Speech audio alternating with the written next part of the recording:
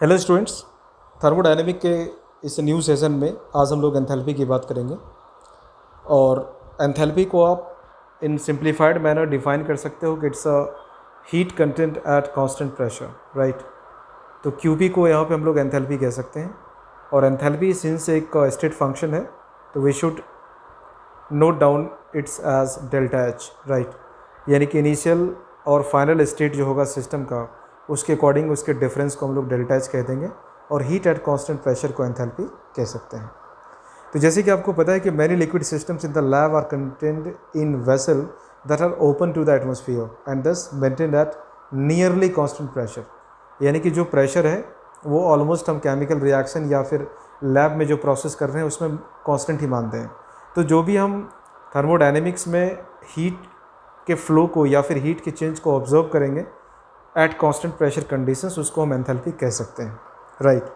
तो एंथैल्पी का मतलब होगा heat content of a system at constant pressure. ये कहना बहुत इंपॉर्टेंट है। It is called as enthalpy और इसको एच से डिनोट करते हैं। तो H is a physical quantity which may be represented by internal energy plus product of P and V, that is pressure and volume, right. तो first law of thermodynamics हमने पढ़ लिया था। और फर्स्ट लॉ ऑफ थर्मोडायनेमिक्स का mathematical expression कहता है कि change in internal energy of a system is equal to Q plus W. यानी जब भी कोई सिस्टम एक स्टेट से दूसरे स्टेट में जाता है तो या तो वो वर्क डन करेगा, that is work is done by the system, और work is done on the system, और हीट इज़ ईदर अब्जॉर्ब्ड और रिलीज्ड। तो जो भी एनर्जी चेंजेस होंगे वो हीट और वर्क डन के फॉर्म में ही होंगे। एंड वन मोर थिंग कि in any kind of energy flow other than virtue of temperature difference is called as work done. यानी कि टेम्परेचर डिफरेंस की वजह से अगर हीट का फ्लो होता है तो हम उसे कहते हैं नॉर्मल हीट यानी क्यू। और अगर एनर्जी का फ्लो हो रहा है in all other forms other than heat तो उसको हम लोग वर्क डन कहते हैं, राइट। तो वर्क डन और हीट मेजरेबल क्वांटिटीज़ हैं, ये दोनों पाथ फंक्शंस हैं और जिसके हेल्प से हम लोग एक स्टेट फंक्शन डेल्टा यू निकाल सकते हैं। इसको फर्स्ट लॉ ऑफ थर्मोडायनेमिक्स कहते थे। अब हम लोग बात कर रहे हैं यहाँ पर एंथैल्पी की, राइट। तो फर्स्ट लॉ ऑफ थर्मोडायनेमिक्स से यू को लिख सकते हैं क्यू प्लस डब्ल्यू, और डब्ल्यू को कहते हैं नेगेटिव ऑफ पी वी। तो क्यू क्या आ जाएगा, यू प्लस पी वी, और क्यू को क्या कह रहे हैं, एच। तो एच एक न्यू फिजिकल क्वांटिटी आ गई, यू प्लस पी वी, जिसको एंथैल्पी कह सकते हैं। और ऐसा तभी होगा जब हीट को हम एक कांस्टेंट प्रेशर की कंडीशंस पे ले रहे हैं, राइट। तो मान लो कि हमने हीट ट्रांसफर्ड बाय सिस्टम निकाला डी क्यू। यानी कि जब भी कभी स्मॉल चेंज आएगा तो उसको हम लोग इनफाइनाइट सिंबल स्मॉल चेंज को डी से दिखाएंगे, डी क्यू से। और अगर चेंज लार्ज होगा तो उसको डेल्टा से दिखा सकते हैं। जैसे मान लो कि आपने डी यू की बात की और डेल्टा यू की बात की, राइट। तो इन दोनों में डिफरेंस क्या है कि डेल्टा जो है एक सिग्निफिकेंट चेंज को दिखाता है और D you infinite symbol very small change को दिखाता है। तो अभी हमने लिखा था कि डी क्यू यू जो है वो क्यू प्लस डब्ल्यू है, राइट। या फिर जो यू है वो आपका होगा डी यू को हमने लिखा था D Q plus D W, और डी डब्ल्यू को हम लोग कहते हैं minus of P D V, और D of P V minus of D of P V. तो जब आप डी क्यू निकालोगे तो D U plus P D V हो जाएगा। तो वही हमने यहाँ पे लिखा है कि d Q is equal to d U plus P D V, और डी क्यू को डी एच कह सकते हैं कांस्टेंट प्रेशर कंडीशंस पे। तो डी एच आ जाएगा d U plus P D V plus V d P, right. यानी कि डिफरेंशियल हमने किसका लिया है, डिफरेंशियल हमने लिया है पी वी का। तो डी पी वी क्या होता है, तो इसको आप लिख सकते हो d of P V is equal to P D V plus V d P. लेकिन सिंस हमने प्रेशर को यहाँ पे कांस्टेंट कर दिया था इसलिए आप इस क्वांटिटी को डी पी को ज़ीरो कह सकते हो और फॉर्मूले में सिर्फ पी डी वी रह जाएगा, राइट। तो डी एच का फॉर्मूला क्या आ गया, डी एच का फॉर्मूला आ गया D U plus P T V, right. इसी को हम लोग एंथैल्पी चेंज कह सकते हैं eight constant pressure. Constant pressure पे जो हीट होगा उसको एंथैल्पी चेंज कह सकते हैं। तो Q is equal to delta H आ गया एट कांस्टेंट प्रेशर। तो ऑल्दो हम कहते हैं कि हीट तो एक पाथ डिपेंडेंट है, लेकिन जो हमने कांस्टेंट प्रेशर कंडीशंस पे हीट को निकाला है यानी डेल्टा एच को निकाला है, ये स्टेट फंक्शन होगा। और स्टेट फंक्शन का मतलब ये है कि इसके हम एब्सोल्यूट वैल्यू को नहीं निकाल सकते, रैदर हम इसके चेंज को निकाल सकते हैं। तो डेल्टा एच को निकाल सकते हैं H2 माइनस H1, राइट। तो याद रखना कि हीट एक पाथ फंक्शन है लेकिन डेल्टा एच या एंथैल्पी चेंज या हीट एट कांस्टेंट प्रेशर एक स्टेट फंक्शन है। The enthalpy change of constant pressure processes are sometimes called as heat of the processes. जैसे मान लो कि आप कहते हो एंथैल्पी ऑफ रिएक्शन, तो उसको हीट ऑफ रिएक्शन कह सकते हैं। एंथैल्पी ऑफ फॉर्मेशन, तो उसको हीट ऑफ फॉर्मेशन कह सकते हैं, राइट। और एंथैल्पी को समझने के लिए आपको हीट कैपेसिटी समझना होगा और स्पेसिफिक हीट समझना होगा। तो हीट कैपेसिटी क्या होती है? तो किसी भी, मान लो कि 1 मोल मास की बात कर लें या फिर m मोल मास की बात कर लें, अगर उसमें आप 1 डिग्री टेम्परेचर को रेज़ करते हो, 1 डिग्री टेम्परेचर को रेज़ करते हो for unit mass of the body, तो उसको हम लोग स्पेसिफिक हीट कहते हैं। लेकिन अगर किसी मेजर्ड मास ऑफ बॉडी को, m मास ऑफ बॉडी के टेम्परेचर को डेल्टा टी से चेंज करते हो, तो उसको हीट कैपेसिटी कहते हैं। तो डेफिनेशन क्या होगा कि if an object is heated from temperature T1 to T2 without any chemical reaction और फेज चेंज ऑकरिंग, तो the quantity of heat produced और transferred to the object is called as heat capacity.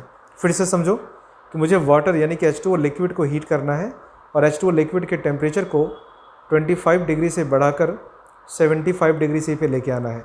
और ध्यान रखना कि phase transformation में heat involve नहीं होनी चाहिए। यानी कि अगर आपको मैंने 100 ml वाटर दिया है तो मुझे इस प्रोसेस के एंड में 100 ml वाटर चाहिए, लेकिन उसका टेम्परेचर बढ़ा होना चाहिए 25 से 75 डिग्री सी तक। तो जितनी हीट मुझे देनी पड़ेगी उसी को हम हीट कैपेसिटी कह देंगे, राइट। तो हीट कैपेसिटी एक एक्सटेंसिव प्रॉपर्टी हो गया क्योंकि mass dependent of the system है।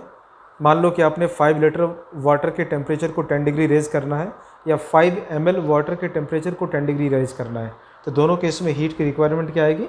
डिफरेंट आएगी। तो हीट कैपेसिटी को हमने लिख दिया, heat capacity is nothing but, यानी कि जिसको हम Q के फॉर्म में दिखा रहे हैं, ये MC डेल्टा T आ रहा है, राइट। तो यहाँ पर अगर मैं स्पेसिफिक हीट निकालूंगा तो Q divided by M delta T आ जाएगा। और अगर मैं मास को भी 1 यूनिट ले लूँ तो 1 ले लूँ तो Q बाय डेल्टा T आ जाएगा, ठीक है। तो स्पेसिफिक हीट को कहते हैं Q upon M delta T। और अगर मास को भी यूनिट ले लिया तो dQ इज इक्वल टू क्या आ जाएगा? C इज इक्वल टू क्या आ जाएगा? dQ by dt। तो स्पेसिफिक हीट क्या है? तो for solids and liquids specific heat depends on the nature of the substance, right. लेकिन अगर आप बात करोगे किसके लिए? गैस के लिए, तो ये डिपेंड करेगा nature of substance as well as nature of the process, यानी कि प्रोसेस कैसा है उस पर भी डिपेंड करेगा। और सॉलिड और लिक्विड के लिए सिर्फ नेचर पे डिपेंड करेगा। और स्पेसिफिक हीट एक इंटेंसिव प्रॉपर्टी है क्योंकि ये मास डिपेंडेंट नहीं होता है, बिकॉज मास को तो हमने फिक्स कर दिया ना, यूनिट मास, और चेंज इन टेम्परेचर को भी फिक्स कर दिया बाय 1 डिग्री। तो फिर ये कैसी प्रॉपर्टी आ गई? इंटेंसिव प्रॉपर्टी आ गई, हीट कैपेसिटी, राइट। अब कहते हैं ideal gas of the system. तो केमिस्ट्री में जो केमिकल थर्मोडायनेमिक्स आप पढ़ते हो, in most of the cases हम लोग लेते हैं आइडियल गैस को as a system. It is found experimentally that all gases at sufficiently low pressure, जिसको डाइल्यूट गैसेस कहते हैं, ओबेज आइडियल गैस इक्वेशंस। तो जनरली आप देखोगे कि लो प्रेशर कंडीशन पे और हाई टेम्परेचर कंडीशंस पे गैसेस आइडियल बिहेवियर शो करता है। फिर क्वेश्चन ये है कि आइडियल गैस क्या है, रियल गैस क्या है? तो बेटा गैस तो गैस है, चाहे वो CO2 हो, H2 हो या फिर N2 हो, उसका बिहेवियर कैसा है under given conditions of temperature and pressure, उससे हम आइडियलिटी या फिर रियलिटी निकालते हैं। तो किसी गैस का बिहेवियर रियल है यानी परफेक्ट गैस है या फिर आइडियल बिहेवियर है, ये डिपेंड करेगा कंडीशंस पे। तो डाइल्यूट गैसेस या फिर लो प्रेशर पे जो गैसेस हाई वॉल्यूम में प्रेजेंट है, उसके लिए हम कहते हैं कि PV is equal to nRT और आइडियल गैस इक्वेशन और परफेक्ट गैस इक्वेशन। तो आइडियल गैस इक्वेशन के केस में आप देखोगे कि dilute gases have an internal energy that is independent of the volume और द प्रेशर, लेकिन हाँ ये टेम्परेचर पे डिपेंड करेगा। तो अगर आपने टेम्परेचर को कांस्टेंट कर दिया, जैसे कि आप आइसोथर्मल प्रोसेस में करते हो, तो इंटरनल एनर्जी चेंज भी हमारी जीरो हो जाती है, राइट। तो हम ये कह सकते हैं कि अगर हम हीट कैपेसिटी ले रहे हैं, हीट कैपेसिटी ले रहे हैं किस पे? कांस्टेंट वॉल्यूम की कंडीशंस पे। तो कांस्टेंट वॉल्यूम की कंडीशंस पे हीट कैपेसिटी यानी QV को आप कह दोगे change in internal energy, right. और QV का मतलब हो गया कि वॉल्यूम हमने क्या ले लिया है? कांस्टेंट ले लिया है। तो this should be NCV delta T, right. ये कैसे आया? अभी हमने देखा था ना कि हीट कैपेसिटी का फॉर्मूला क्या है, MC डेल्टा T लिखा था, पर अगर मास को हम मोल से रिप्लेस कर रहे हैं तो NCV डेल्टा T और मोलर हीट कैपेसिटी कहलाएगा। और जो डेल्टा H होता है आपका वो QP होता है, हीट एट कांस्टेंट प्रेशर, और ये हो जाएगा NCP डेल्टा T, तो यहाँ पे आप Cp और Cv में रिलेशन भी निकाल सकते हो। और ध्यान रखना कि जो भी मैंने यहाँ पे Cv लिखा है ना, जो कि मोनोटोमिक गैस के लिए 3/2 NR है, N यहाँ पे नंबर ऑफ मोल है, इसके लिए आप कह सकते हो कि हमने वाइब्रेशनल और इलेक्ट्रॉनिक मोशंस ऑफ मॉलिक्यूल को इग्नोर कर दिया है। तो फिर हम Cp और Cv की वैल्यू इस तरीके से निकाल सकते हैं, राइट। तो आप ध्यान रखोगे कि जो मोनोटोमिक गैस होगा, मोनोटोमिक गैस जैसे कि हीलियम है, नियॉन है, आर्गन है, तो इसके लिए Cv निकाल सकते हो आप 3/2R, और Cp इज इक्वल टू होता है Cv प्लस R, क्योंकि मेयर्स का फॉर्मूला कहता है Cp minus Cv is equal to R। मैं किसी और लेक्चर में इसको प्रूव करके दिखा दूंगा। अभी के लिए हम Cp निकालना सीख गए हैं। It's a 3/2R plus R। और याद रखना ये सभी 1 मोल के लिए कैलकुलेटेड है, क्योंकि मैंने n को यहाँ पर 1 ले लिया है। 1 मोल ऑफ आइडियल गैस की बात मैं कर रहा हूँ, राइट। तो बेटा ये कितना आ जाएगा, 5/2R आ जाएगा। सिमिलरली आपने Cv निकाल लिया है डायटोमिक या लीनियर पॉलीएटोमिक के लिए 5/2R, राइट। तो 5/2R तो Cv है, तो Cp कितना होगा, तो Cp आपको पता है Cp है Cv प्लस R, तो आप इसे लिख सकते हो 5/2R plus R, that is 7/2R। तो सिमिलरली आप देखोगे कि non linear poly atomic gas के लिए Cv होता है 3R 1 मोल के लिए, तो Cp हो जाएगा 4R, राइट। और एक टर्म आता है स्पेसिफिक हीट रेशो, और स्पेसिफिक हीट रेशो को हम कहते हैं गामा। तो गामा का मतलब है पॉइसन्स रेशो है, स्पेसिफिक हीट रेशो, और इसे हम लोग कहते हैं Cp/Cv, Cp/Cv। तभी हमने देखा था कि जो poly atomic non linear gas है, तो पॉली एटॉमिक गैस के लिए Cv हमारे पास था 3R और Cp हमारे पास था 4R 1 मोल के लिए, तो फिर गामा की वैल्यू आ जाएगी 4/3, याद रहेगा। तो इस तरीके से हम लोग स्पेसिफिक हीट रेशो भी निकाल सकते हैं। अब क्वेश्चन है कि गामा और Cv में अगर रिलेशन निकालना हो तो कैसे निकालें, आसान है। तो जैसे आपको पता है कि Cp इज इक्वल टू या Cp minus Cv is equal to R है, इन सबको आप Cv से डिवाइड कर दो, तो Cp/Cv माइनस Cv/Cv और इज इक्वल टू R/Cv आ जाएगा। और Cp/Cv को क्या कहते हैं, गामा कहते हैं। तो gamma minus 1 is equal to क्या आ गया, R/Cv आ गया, राइट। तो Cv का फॉर्मूला आ जाएगा R/(γ-1), और जिसका यूज़ हम लोग एडियाबेटिक प्रोसेस में रिवर्सिबल वर्क डन के लिए यूज़ कर सकते हैं। तो इस लेक्चर को मैं यहीं पे कंक्लूड कर रहा हूँ। एंथैल्पी को समराइज में कर दूँ कि एंथैल्पी क्या है, it's a heat at constant pressure, और एंथैल्पी चेंज एक एक्सटेंसिव प्रॉपर्टी है जो कि मास डिपेंडेंट है, एक स्टेट फंक्शन है, और डेल्टा H को हम लोग कह सकते हैं NCP डेल्टा T, ठीक है।